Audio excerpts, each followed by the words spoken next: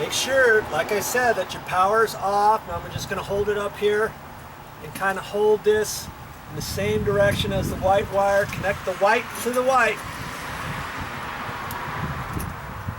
Using the same wire nut as before. Got that pushed down. I'm going to tighten that up as tight as I can get it. Till your fingers numb. Pull on that a little bit, make sure it's on, and look at that. It pulled right out, and that's why you've got to check these. You see there? Just the way it's spun on there. It pulled out. I'm going to try it again. Maybe hold it a different way. If this was stripped further, if I had some wire strippers, I could strip this back further and kind of wrap it around there. But I'm gonna just kind of spin it on just a hair to help it grab.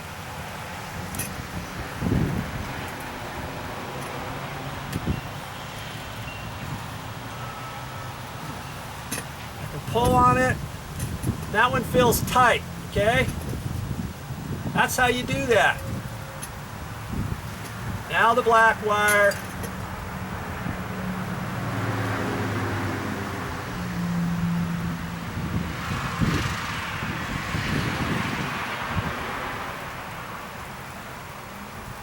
Hold your mouth just right and get that nut going. Sometimes people frown on using the old wire nuts, but these are the stiff ones. They're not the rubbery covered ones, and they seem to hold pretty good. Okay, I'm pulling on that. That's fine. Remember, that's how it was, just like that, wasn't it? Yes, sir. Just like that. This is going to be up like that. And I'm going to screw it right in again, just how it was from before.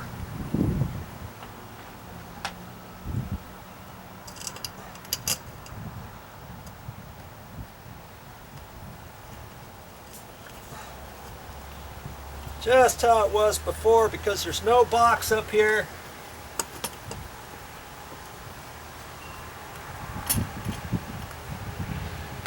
Now, had I had a pancake box, or if I was so inclined to get a pancake box, I could have screwed that up in there.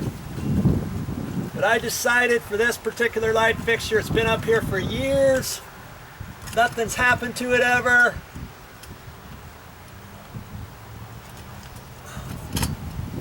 So I'm going to put it back the way I found it.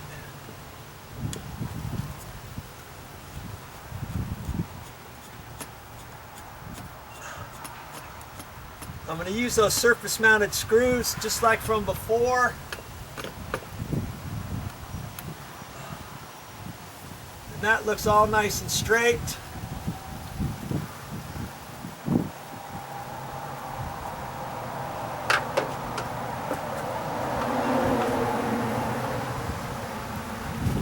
And what I can do is, see, you're going to see those screws now, aren't you?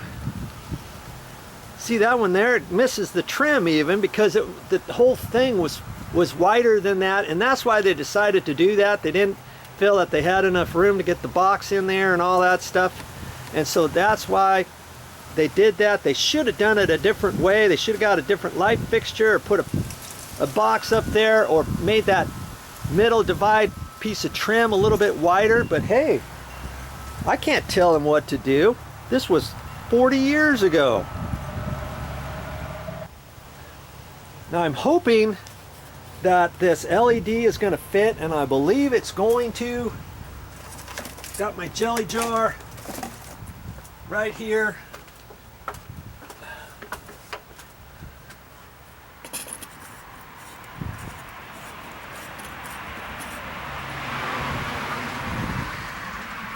Oh no!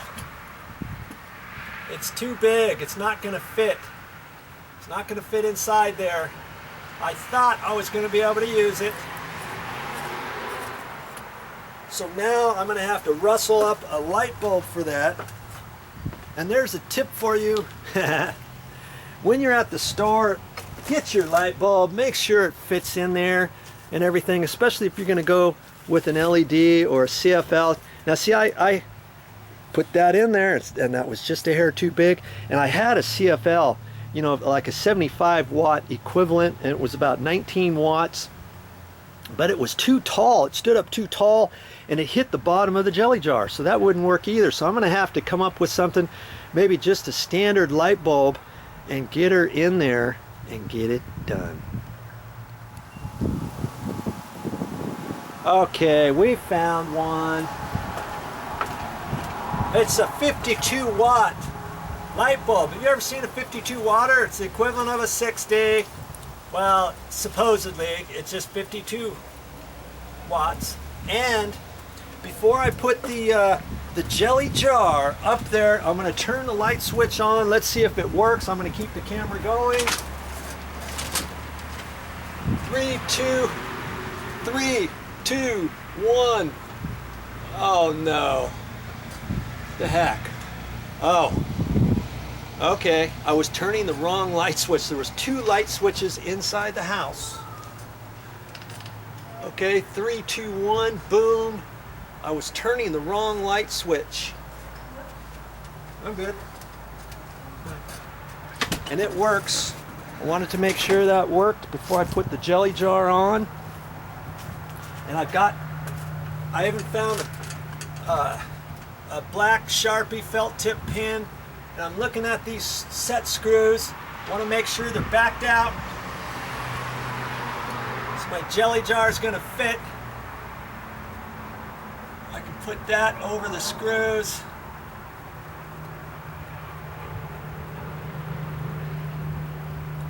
And this felt tip pin is not the greatest, but I'm going to make it work, I guess. Now see, a tip for you, if you have to do this with a screw, I would normally do it first before I put the screw up there. That way I can do the edge of it and not get it all over. And if you got a crappy felt tip pin, you can put one coat on, and then when that dries, put a little bit more on.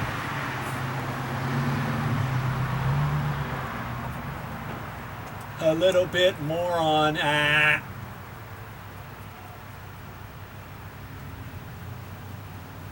Okay, so from down below, that screw is really not going to stand out very much, is it? That's better than nothing. Your eye's really not going to go to that.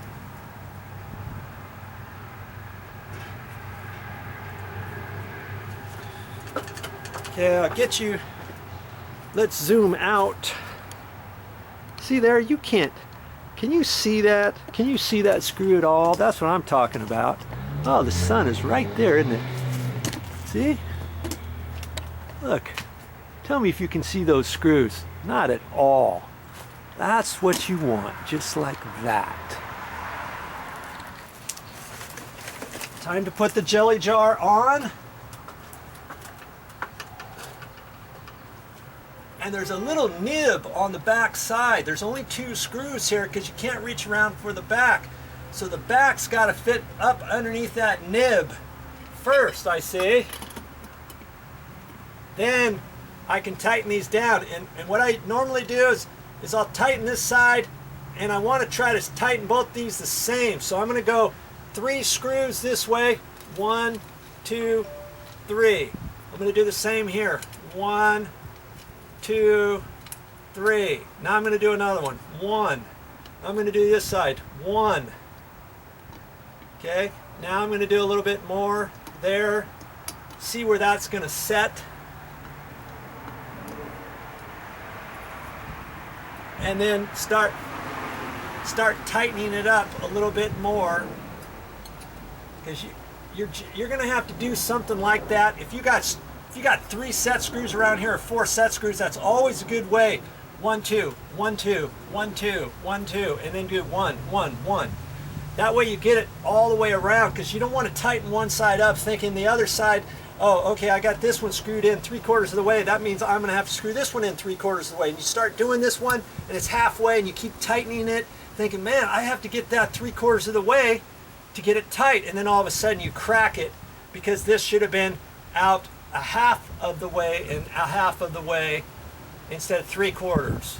Do you see what I'm saying? It's just easier to do that. I'm just checking on that and seeing it's moving because it's on that little nib. Okay, but that's just how it's going to live.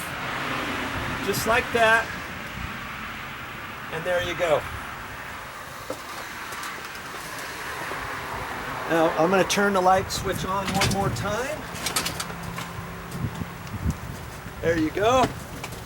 That light fixture costs like $10. Kaboom. So you don't have, I mean, you could spend 50 bucks here if you wanted on a different light fixture. And because this light, see, this one's facing down, the other one faced up. So when you're out at the front of the house, let's say, see where the overhang is? You've got that the trim there, the fascia trim. When you're standing out here further, then the light from before kind of went up. Now it's facing down. It looks nice. You know, this is just a little house. It's nothing fancy, so you don't have to put a fancy light fixture here or anything. Something simple would do the trick, and that's what we did. 10 bucks well spent. That's all I got for this time, but I'll be back with more videos.